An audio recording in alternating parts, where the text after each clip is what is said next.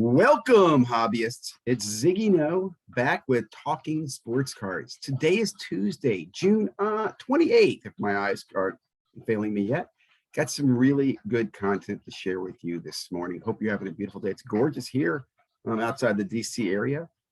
So let's get into some content. If you haven't already, please like, comment, subscribe. Love the feedback too, guys. It really fuels me. Suggestions as well. Keep them coming. Okay, we're going to start off with some collector stories. Sorry, I hit the button. This is Bobby Shantz.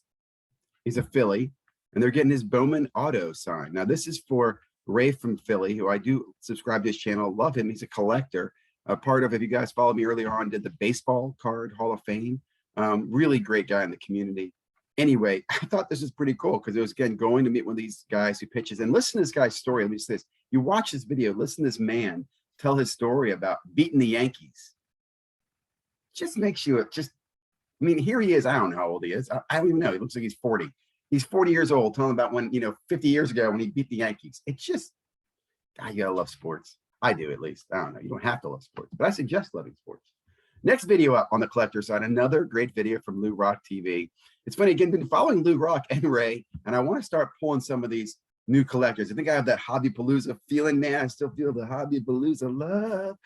So here's a care package that was sent. And again, I just love this. This is very big in the hobby community. People just send in random people stuff because they like them. That's freaking awesome. I know I've sent and been sent care package. It's a wonderful thing. It's a humbling thing. I prefer to give than to receive. I'll just leave it at that.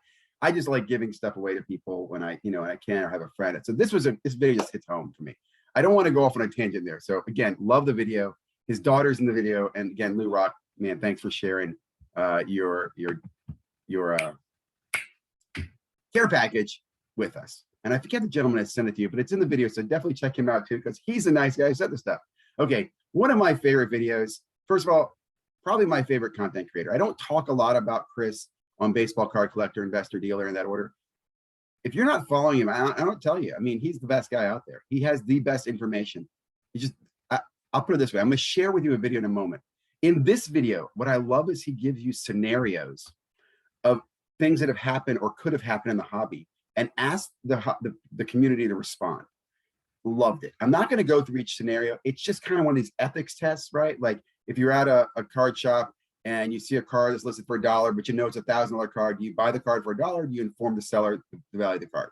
Right? Great question. And then does it make a difference if the seller is an old lady or if the seller is a rich, arrogant man? Right? Great questions. Love this video. Really love it.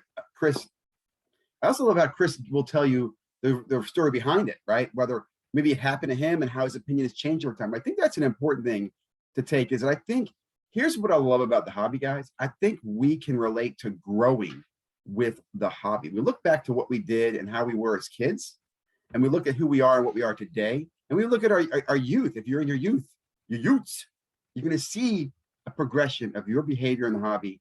It's a community. I think the way you conduct business is very important, right?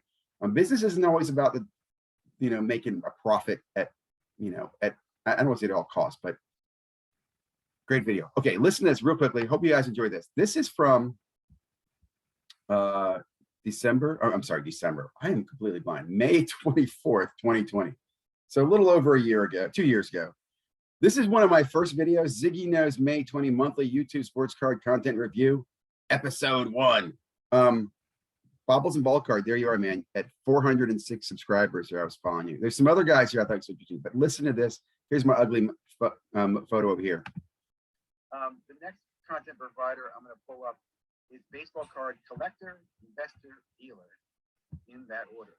This guy's stuff is gem mint, and actually maybe pristine. 382 subscribers. As we follow these guys, I suspect this guy's page is going to rock it. This is like, first of all, he's a young guy, younger than me, but young guy who's been in the hobby his whole life, and he has great perspective and great history of things that I highlight on his channel. He does a great explanation of the grading scale. Very good literally means very bad. He talks about the baseball card era. He breaks down chapters, pre-World War II, post-World War II, the junk wax era, the modern era. Great historical information. Gives you top tens of the most influential cards with, you know, his opinion, but it's still very short, concise. He also does these, he started these high roller, which are done weekly, and I will. So guys, I really can't, I don't need to say anything about this content. It's freaking pristine. It really is. I do recommend, if you haven't already, go check out some of those earlier videos he did, explaining the differences between pre-war, you know, vintage, the Eddie's. It was very important to me. I learned a lot, explaining the grading scale, right? Just insightful, educational information. Chris, man, huge fan, huge fan. Again, great video here, and congratulations, man. There's no channel more deserving of subs than that channel. Like, that channel to me is the barometer of the real interest in the hobby. I would say there's about 52,000 serious collectors worldwide. That's just, I'm saying serious, pure, not just based on, oh, they're all on Chris's channel subscribing, but if 52,000 people have subscribed to Chris's channel, those people share, and they got, I just feel good with that number. I'll leave it at that. Don't worry about my logic. My logic might not make sense, but I like it. Okay, let me get back into some more good content here. Look, over at Card Hedge, guys, not getting enough subscribers, but putting out some really good content, man. I remember this gentleman as Card Currency. I forget his name now. And I know JD, and I know the developer behind it. I didn't realize I know the Card Hedge people, Card Hedgers, Card Hedge, whatever. They do an interview here with Prison God. So let me give you some takeaways. First of all, subscribe to the channel because you're gonna get some good interviews, good conversations. You don't have to be a Card Hedge guy.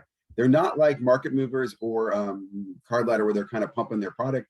I think they're too loose on their product, in my opinion. That's me. I love these guys. I don't use Card Hedge. I don't use data tools very often. Prism God, heard the name. Now you get the story. Hear about him. Was a major shoe guy, sneaker guy, and got into cards. Loves cards. Been into cards since 2020. One of these guys that you see crossover, right? He's also the organizer behind the Culture Collision down in Atlanta show, which just made me think to myself, you know what? Here's my suggestion, man.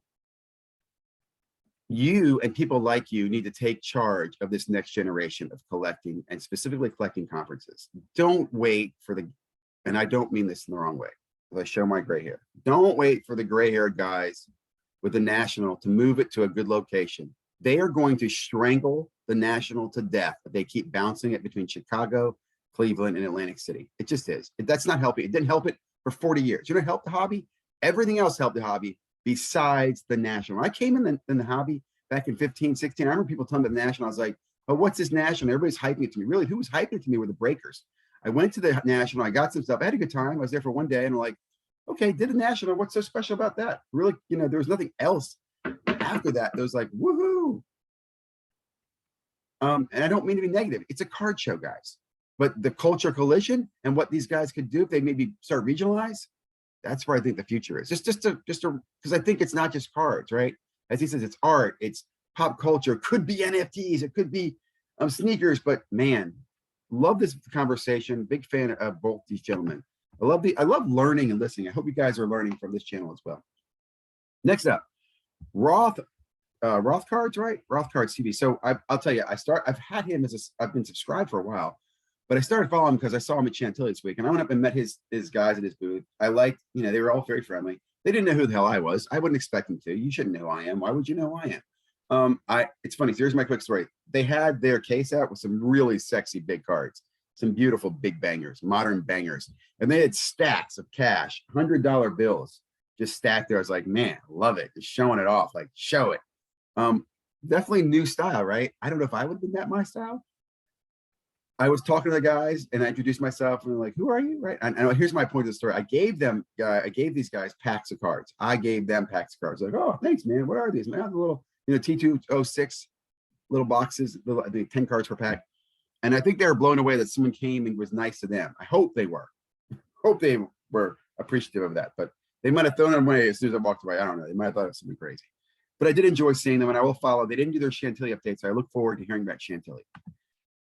Next up, the Rookie of the Year, and I hate using that term loosely, for the Hobbypalooza. He had the most views on Hobbypalooza and first time on Hobbypalooza. and I'm a fan. I do like retro hoops. I forget his name. Gosh, I can't remember the gentleman's name. Talks about the triple logo, man. And let me just say, I agree with this. Let me just also say this too. I think what happened here, first of all, if anybody doesn't agree with this, Ken Golden, sometimes you are better if you just shut up.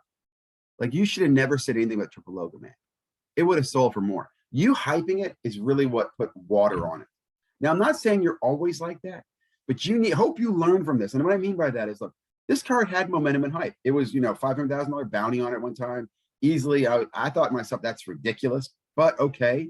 Like, so had it gone to auction, if you guys just casually went to it and got them to come to you and did some of your standard promoting, I'm thinking this thing probably would hit the 3, maybe 4 million. It was never going to hit the number you thought, because again, it's Panini and LeBron. It's like, they don't go together. I'm sorry, they don't. They don't. Find me LeBron and Panini that go together. You see what I'm saying? There's no Panini and LeBron cards that go. What's the most expensive Panini and LeBron card? It's probably this card. Am I wrong, anybody? But you see what I'm saying? All the historically valuable cards of LeBron have been LeBron, either autographed, patch that he wore, card that he might have touched, license he's involved in. Panini, LeBron, Panert. Now, if you done this with Brady and some logo NFL shields over the decades or something like that, right now is the time to strike. You guys won't come out to that for 3 years when the market's pooped. But anyway, just a suggestion. Okay, I'm talking way too long. Another great video. Just so much good content, guys. Once again, sports card. Look, I'm not going to spend too much time on hammering this for you because he has some great numbers. He talks about the perspective as a global buyer. He's in China, right? He talks about global trends, global sports, great insights, global growth, where it's growing from, how it's growing, soccer, basketball.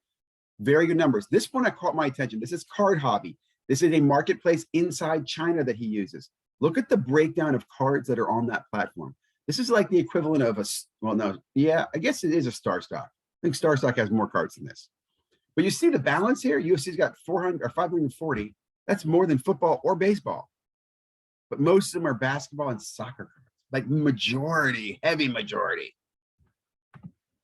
Another quick video here. I don't talk a lot about slab stocks, but when I do, it's something good. They are doing this charity. Donate here by 7/2. So you got a couple days left. Send them a box of cards that you don't want that I think valued over 20 or 25 bucks. And they're going to do some type of, they'll probably do a repack, and I'll throw up later on, guys. So forgive me if that's what the happens of these, but they're going to get cards graded and they're going to do a charity. They do this Camp Kesson thing every year. And I do admire that. It's for kids whose parents have cancer. You can't not like that. I guess even a repack. God, please don't let this be repacks. But I just thought I'd share this. This is important. It's important to people. It's important to me. In the video, they do highlight some of the high-end cards that are dropping in June. I do find it interesting. I guess I kind of tuned out slab stocks and never brought this up, but they use Card Ladder. Disappointing. They were going to build their own competing platform and then with Card Ladder. Why don't you go with Card Hedge? This is an opportunity where I would specifically, as I was Card Hedge, I'd go right over to Aaron and go, dude, get Card Ladder out. Let me tell you why. You want Card Hedge, and here's why. Blah, blah, blah, blah, blah. Dude, get Card Hedge in here. Aaron, talk to me. I don't even know card. I'm not even involved in the deal, but come on, guys. Let's get Card Hedge over there. Okay, last few videos. I think this is my last video right now. If you didn't watch last night, I don't expect you did. Flipping Steve had a winner announced for his giveaway to the National. And this winner is getting, I think, about $2,000 and stuff, man. So first of all, I applaud Flipping Steve and his sponsors. Bobbles and Ball Card was involved. I think Sports Card Dad was involved as well. So again, I applaud those people for their support, for doing this, for sending somebody. It was Charles F, who's going to the National. I think he has another alias. I don't want to say the wrong alias, but again, another hobbyist. Super exciting, man. Very cool. Really, here's what I'm saying. I hope someday I'm in a position where I could do things like this, where I could give to charity and send Guy to National. My charity work is given to, well, I don't want to talk about it, but I do some sports card charity stuff. But I hope others will do more in the future. And I'm going to remind them, Bench Clear, I'm gonna push you next year to do a sponsorship for sending somebody to the National. I think that'd be awesome. I think you guys could get behind that. I think it'd be fun. You guys reach to a really, really deep part, not deep, but wide part of the hobby community. And deep as well, I guess it would be fair. Other channels, Jeff, if you're watching me at Sports Card Investor, when I see you next time, I'm going to ask you, man, sponsor somebody of a national.